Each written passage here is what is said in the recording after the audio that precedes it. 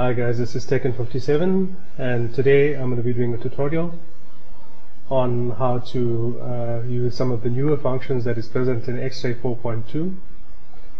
This is the inject smaller function, which I've rewritten to work with PC models, and also the custom mesh functions which I've written, which will enable you to build fully customized Y objects utilizing header info files and NIF files. This function is not limited to the vertex counts which are present in existing Y-object files, meaning that you could create pretty much any type of Y-object file without any restrictions. For the purpose of this tutorial, I'm going to be using the Undertaker's entrance Y-object file just to demonstrate some of the features. Okay, so the first thing I'm going to do is I'm going to demonstrate how to use the inject smaller function. The inject smaller function is handy if you want to take certain attire parts from one wrestler and inject it into another wrestler. Just say, for example, you want to take John Cena's armband and you want to inject it into the Undertaker. I'm going to open up Cena's Y-object file.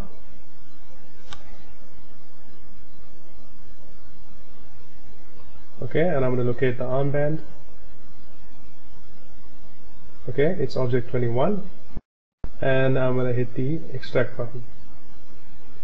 Okay, I'm going to select a folder where I want this file to be extracted to, and this will create both object info and header info files, which X-Ray can now utilize to inject this mesh into the Undertaker's mesh. Okay, so let's open up the Undertaker's mesh again.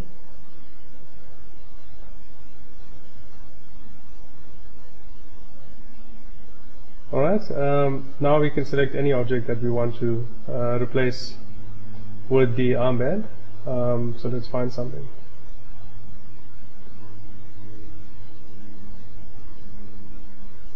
Alright, let's try one of the glove objects, maybe object 18. Alright, because we have extracted the header and object info files already, all we need to do to inject this is to click the inject smaller button and select the header info file. Okay, this is going to ask you if you want to import the weights. Because this is a PC model, you should select no.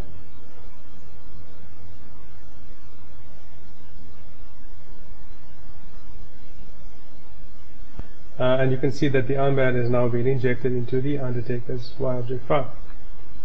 Now, because this armband is taken from another Y-object, which is rigged to the skeleton and bone which is present in that Y-object, we need to rig this object to the Undertaker's skeleton. So I'm going to hit export, and I'm going to save this file. Thereafter, I'm going to go into 3D Studio Max, and I'm going to import the Undertaker's Y-object file.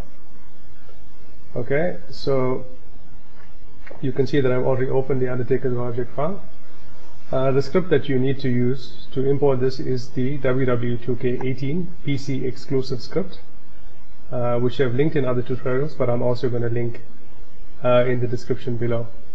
The reason why you need to use this script specifically is because this script imports the weights of the model correctly. Alright, I'm just going to import object 18.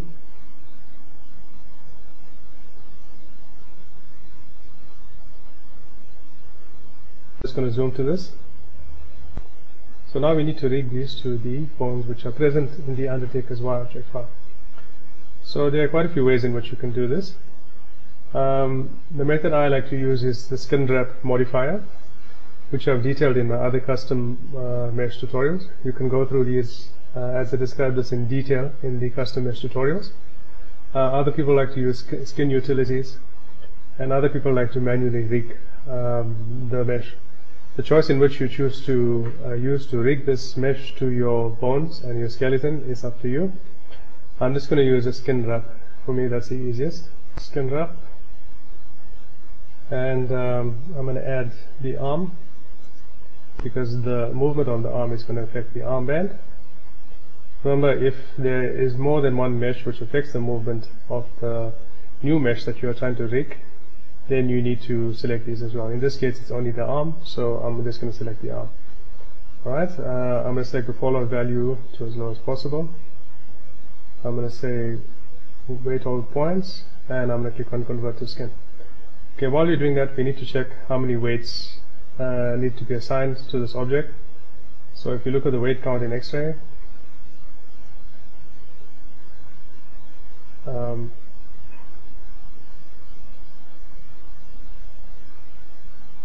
you'll see that this has 7 weights assigned. So therefore, you need to go to advanced options in the skin modifier, and we need to set the bone effect limit to 7. Okay, I'm going to hit export bone weights to file, and I'm going to call this object 18, which is alright. I'm going to go back into the Y object, and I'm going to click on import weights. Select object 18, and we can test this in game. So let's do that.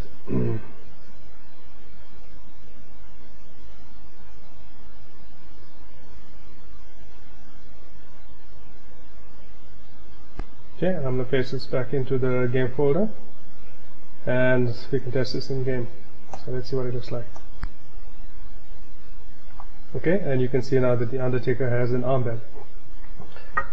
Just keep in mind that the inject smaller function utilizes the shader parameters and the shader which was assigned to the original object. In this instance, the mesh that we've overwritten is one of the glove objects. Therefore, this armband is taking the shader parameters of the glove object, which is gear, and it's also referencing the materials which was used by this object. So therefore, the armband is now referencing the textures which was used by the glove object. So if you want to change this, the appearance of the armband, you can either assign it a different material ID to reference a different texture, or make the glove textures look like the armband textures, which is present in CNR's file. Alright, so that's how the inject smaller function works. Alright, so another option you have is to create a fully custom Y object file. Now this is handy. Let's say for instance you wanted to utilize all of the attire objects from John Cena as a secondary Y object file, and if you had to inject each of these objects into the Undertaker's Y object file, it would take you a lot of time to rig each and every single mesh to the Undertaker's skeleton. So another option you have is to create a secondary Y object file. Okay, so let's do that. So I'm just going to create a new folder. I'm going to call it Cena. Okay, I'm going to open up John Cena's Y object files.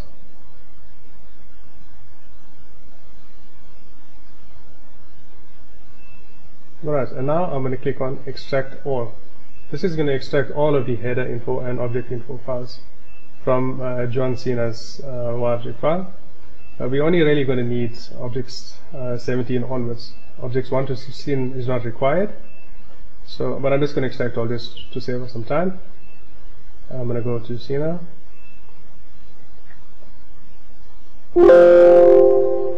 Okay, now this has extracted all the header info and object info files for us. Now I'm going to create a completely new Y object file utilizing only the attire objects. The benefit of doing this is that you're going to create a much smaller Y object file, meaning that you can inject 2 or 3 different wrestler Y object files into your pack file now, because you're not using Y object files which are really large, as you are removing all of the unwanted mesh objects. Alright, so I'm going to click on File, New, Y object file, or Ctrl+P. Okay, firstly you need to select the base mesh on which to start creating your Y object from. Now the base mesh is basically used to derive the bones and the skeleton.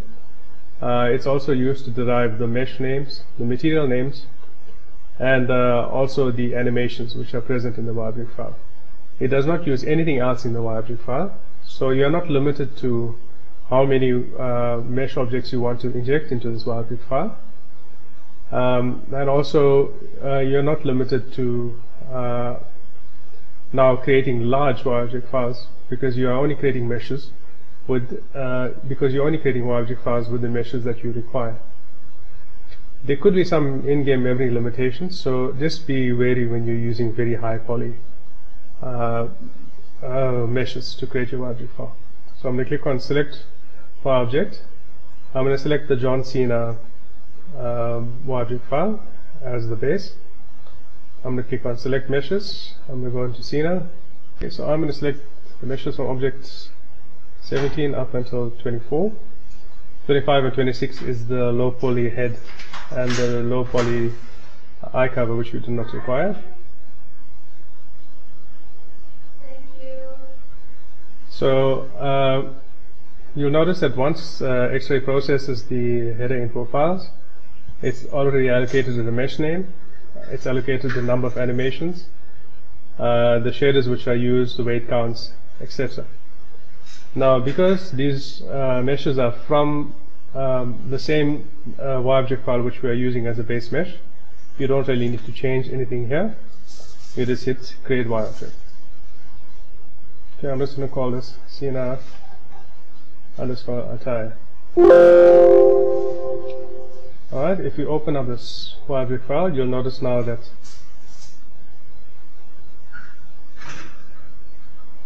this WebObject file only has John Cena's attire meshes, and if you look at the file size of the original John Cena mesh, it was 20 megs, whereas the Cena attire WebObject file is only 719 kilobytes. Okay, before we inject this back into the game, let's just reduce the number of meshes in the Undertaker's WebObject file so that we can see the new attire objects. So I'm just going to make this 17.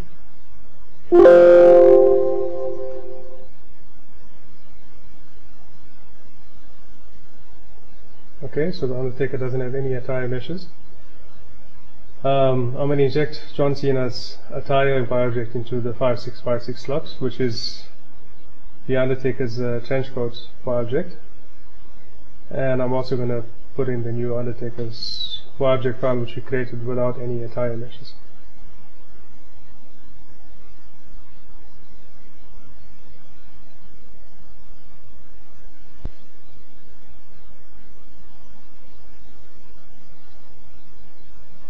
Okay, and you can see the Undertaker has all of John Cena's attire objects. You notice that some of these don't have textures assigned, or the textures are incorrect. That is because you need to add the textures from John Cena's pack file into the Undertaker's pack file by creating a new texture archive. I'm not going to do that, so this is a fairly straightforward process, and I've described this in detail before. Another thing to note is that you may have the objects in John Cena's attire moving weirdly if you inject it into certain WebObject files. The way in which you resolve this is to click on the Fix Muscles button. So basically you'll open up John Cena's WebObject file. You click on Fix Muscles. This will ask you for the primary restless CA file, which is in this case the Undertaker, and then thereafter it's going to ask you for the secondary restless CA file, in this case which is John Cena. If you select this, then it will reassign the naming of the muscle files within the WebObject, and it should fix any movement issues you have. But in this case, all of the meshes move correctly, so there's no need for us to do this. Alright, so now the third scenario is if you create a mesh which has very high polygon and very high vert counts, which you cannot inject into existing wrestler WebObject files or arena WebObject files. Alright, in this case we're going to create a completely custom file. So the way in which you do this is you select Ctrl+P again. Okay, for this example I'm going to use Alexander Wolf's WebObject file. I like using this WebObject file because it already has material names assigned for combinations. It has all the animations that are required, etc. But you can utilize any WebObject file as a base. If you want to create a high polygon mesh, there are many different ways in which you can do this. However, if you are using an existing wrestler WebObject file, you'll find that if you exclude the torso, the arms, the legs or the feet objects from the Y object, you'll find that the game will crash. You can safely replace the head object with a custom mesh without any issues, and objects 10 to 16, which is the eyes and the mouth meshes, can also be replaced. However, I prefer to leave these in because these all have animations assigned, and it saves me time having to recreate animations for each of these. So in other words, you need to leave objects 1 up until object 9 intact, and then thereafter you can add whatever custom meshes you want after that, and you can also add a custom mesh for object 0. Now the way in which you can get object 1 to 9 to not render in game is you can create a custom mask file using the CE tutorials that I've posted in the past. I'm also attaching a mask file for Alexander Wolf, which completely hides objects 1 to 9 in game if you want to save some time. And then the second option is you can assign a gear shader to objects 1 to 9. Alright, so firstly, let's extract all of the meshes that we want to use. So you hit the extract all button, and I'm going to extract this into a folder called meshes.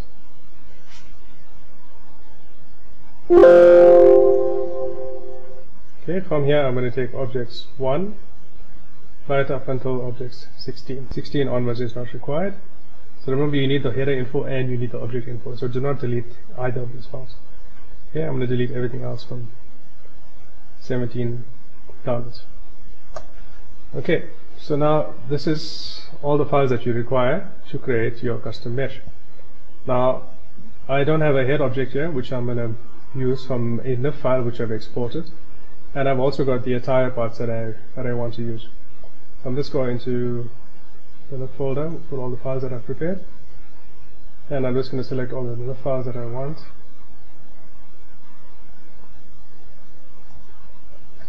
And I'm going to put it into the meshes folder. Okay, so notice that I've named the files in a manner which sorts the files in an order that I want it to appear in the Y object. For instance, my object 0.nif is the head file, and I want this to appear first. And all of the attire objects that I want follow object 16, so I've named them object 17, 18, and other names which would start with letters S and T, etc., so that it appears after object 16. Okay, so now that we've got the files in one directory, I'm going to go into create a custom mesh. So I'm going to click on Control P. I'm going to select Alexander Wolf, that's my base. I'm going to select meshes, and I'm going to go into the meshes folder. I'm going to select everything, the NIF files and the header info, and I'm going to click on open. Okay, X-Ray is going to process these, and it's going to display a list of files that you can utilize. Okay, so if you look at this list of files, okay, first things you need to do is for the NIF files that you've imported, you need to assign these the correct mesh names, you need to assign these the correct animation count, and you also need to assign it the correct shader. By default, all the NIF files which are imported are assigned the gear shader, and you also need to assign the mesh name so that the Y object knows what type of mesh this is and whether to animate these or not. Okay. Also, if you assign an M body to a mesh, you will also be able to assign masking to this mesh. So if you want to hide a certain part of the mesh, you can do that as well.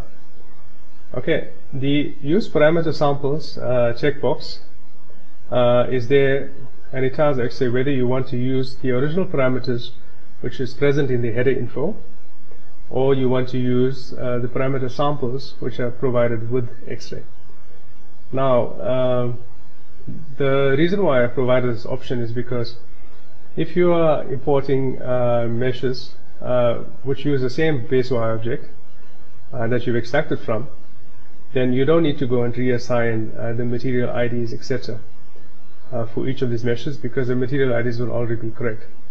However, if you are selecting a NIF file, this does not have any information which tells the Y object which material IDs to assign to that mesh.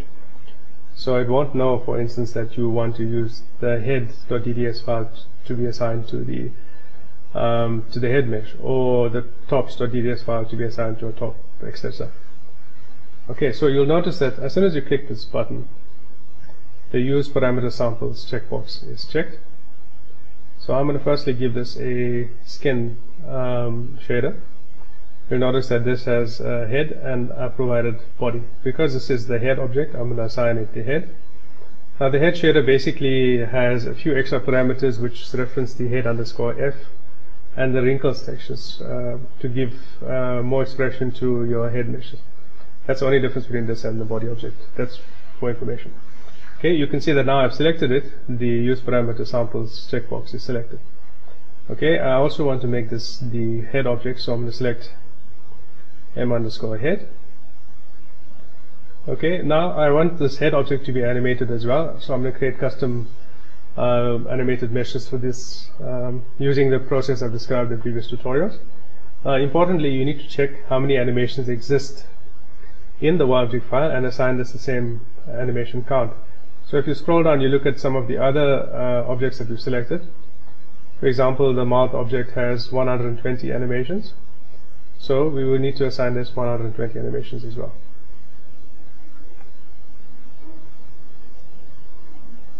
Okay. By default, NIF objects are assigned a weight count of 7. You can change this to anything from 1 to 7. But I like to leave this to 7 because it has more bones assigned to that mesh, but you can change it to whatever you want. Alright, so let's go down to the other objects that we've created as well and make sure these are correct.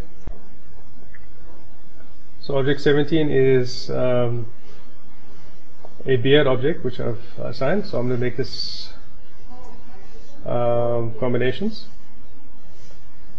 Okay, I'm going to give this a hair shader because that's a beard.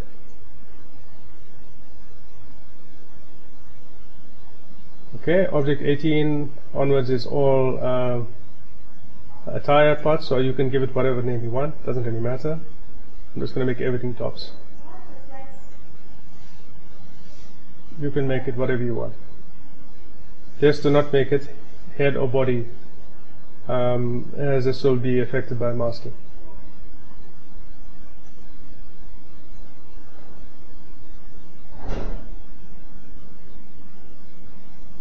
Okay, the last one is the torso object which I've created, you can see from the file name.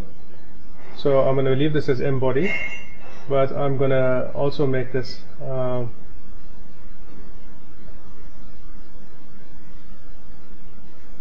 I'm also going to assign this a skin shader for the body. So notice that even if when I'm changing this, the name of the mesh, you'll notice that the use parameter samples is also checked. So if you are using an existing header info mesh, you don't need to change any of the mesh names because these are correct. Okay, so now that we have everything selected, we can click on the Create Y Object button. Okay, I'm just going to call this Sub-Zero. Alright, so if I open up the Sub-Zero Y Object file,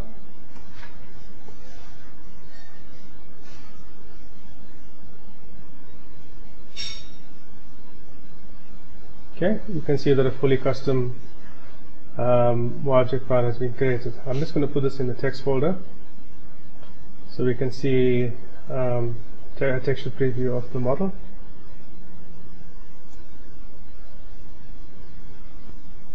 Alright, you can see that some of the meshes are already displaying with the correct textures, and some of the meshes have textures which are missing. Okay, so what you need to do is that for all of the custom meshes that you've now injected, you need to fix the material IDs to assign the correct textures.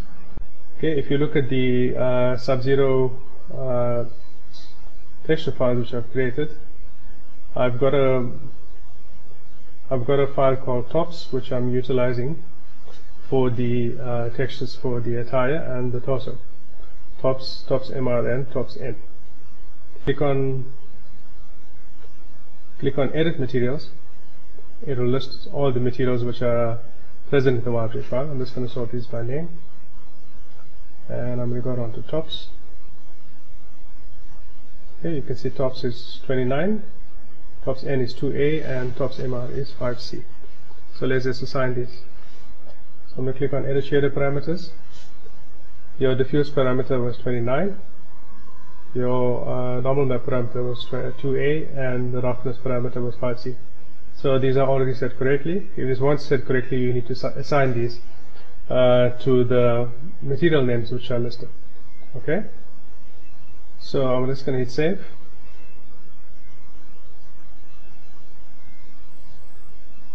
Okay, and you can see that this mesh displays correctly. Now if you have multiple meshes referencing the same texture, and you just want and it has the same shader and the number of parameters as other meshes, you can just export this values. You can just export these values and import these into the other meshes. So let's just call the shader parameter entire.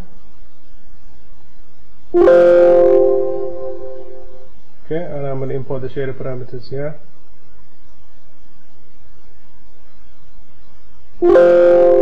Okay, so this will import the material assignments from the previous mesh, so it saves you from having to do this again.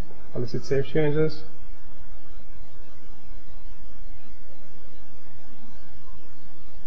Okay, and you'll see that this now has been assigned the correct materials, so the textures are displaying correctly. Okay, so that's how you would create a fully custom object file. As I mentioned to you, objects 1 to 9 have to be left object file for the game not to crash, and objects 10 to 16 are the eyes and mouth objects which are animated, which I prefer to leave in the object file so that I don't need to recreate the animations for each of this, which is going to be very time consuming. Okay, so in rebuilding the pack file, you need to utilize all of the files which are present in the base object file that you've used. In this case, I've used Alexander Wolf. So you need to include all of the files which are present in the Alexander Wolf pack file, the CA, the CD, the CE is your custom masking file, etc. You need to include all of these files. The files that you will not include is the 00E6, which is the controller for the beards mesh, which you do not need because now you're creating a completely custom object.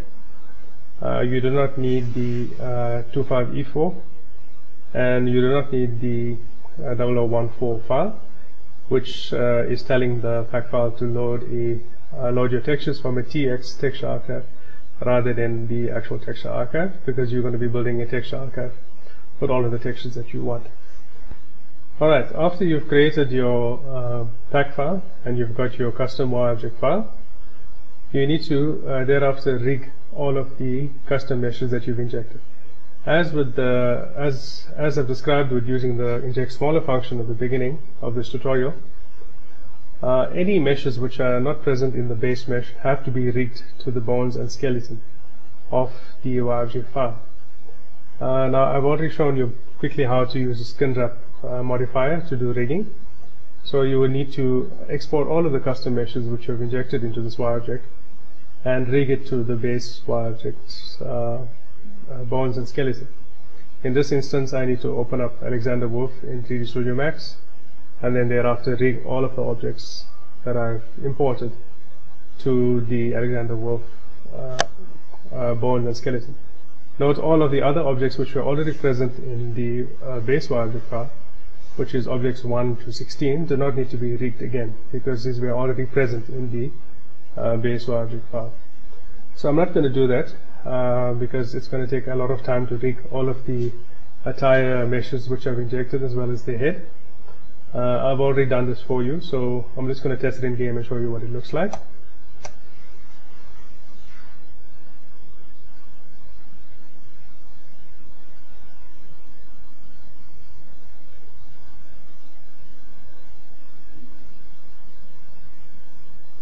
Okay, and we can see this mesh works fine. I've done the rigging so everything moves correctly, and I've also done the assignments of the individual I've also done the texture assignments of each of the custom meshes so as on the correct materials. The mesh also has animations which you can create using the process I've described before. So if you load up the animations for this mesh, you'll notice that it has 120 animation slots as I've allocated. So you can go and sculpt all of the individual animations using any 3D modeling software you want, as I've described in the past. Alright, describe to you is, first thing I want to detail is how to utilize the swap shader and params with object function. So basically what this does is it takes a shader and the shader parameters which is assigned to one of the meshes, and it swaps it with another mesh altogether. Now this is handy if you want to assign a skin shader to a custom mesh that you've injected, and also if you want to make objects 1 to 9 invisible if you're using a custom mesh. So for instance, if I want object 2 to be assigned a gear shader and also take the gear shader's parameters, and I want object 17, which is a vest object, to be assigned a skin shader and take all of the skin shaders with it as well, and take all of the skin shader parameters with it as well. I'll click on swap shader and params with object, and I will select object 2. So now the shader parameters and shader from object 17 has been allocated to object 2, and object 2 shader parameters and shader has been allocated to object 17. So we check this.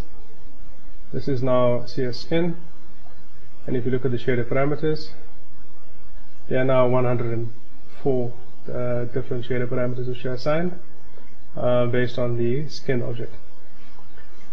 Alright, now as I said, this is handy if you want to assign a skin shader to a custom mesh that you've injected into a wireframe file, or you want to assign a gear shader to one of the body parts, which will make that body part invisible in game.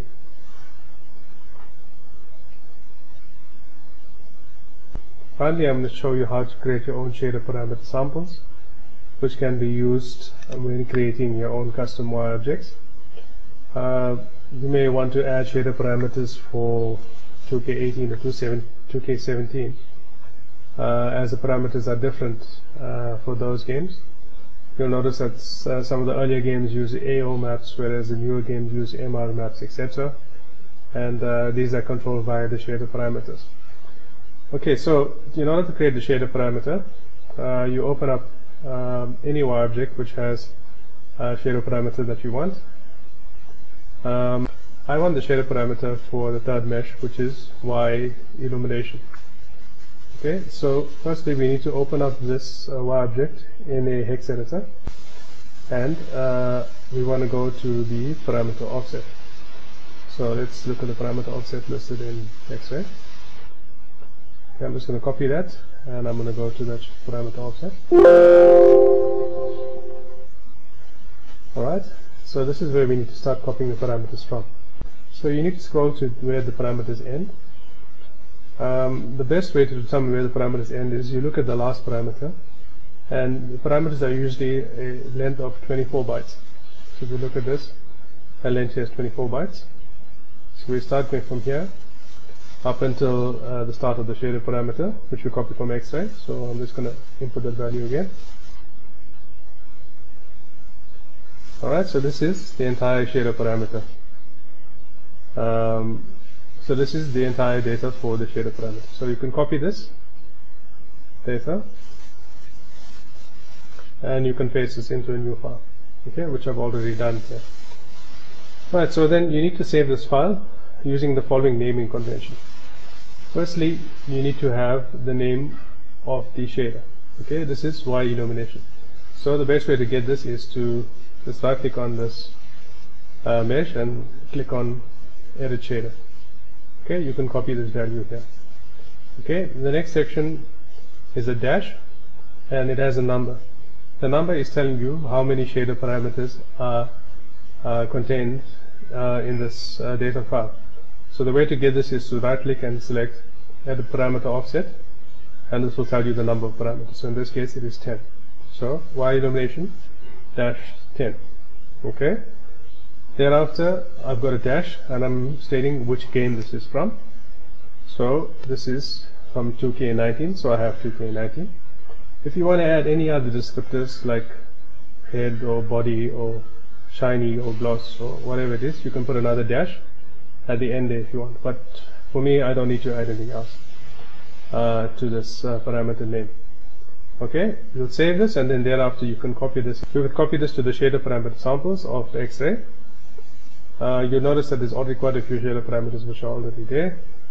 If you want to add more parameters, you can add them. If you want to remove something here and replace it with something else, all you do is simply delete the existing file that's there and replace it with something else. Like I said, the naming is very, very important. You must have the shader's name starting first, followed by a dash, the number of shader parameters, dash, the game, and then thereafter if you have any other descriptors like head, body, whatever, you put another dash and you put the descriptor in the end, and the extension is .dat. That's it for this tutorial. I know it's a fairly advanced tutorial, so if there's something you do not understand, you can always reference the tutorials that I've done in the past, which cover some of the concepts I've described here in more detail. Creating custom meshes also takes some practice because you need to learn how to rig models.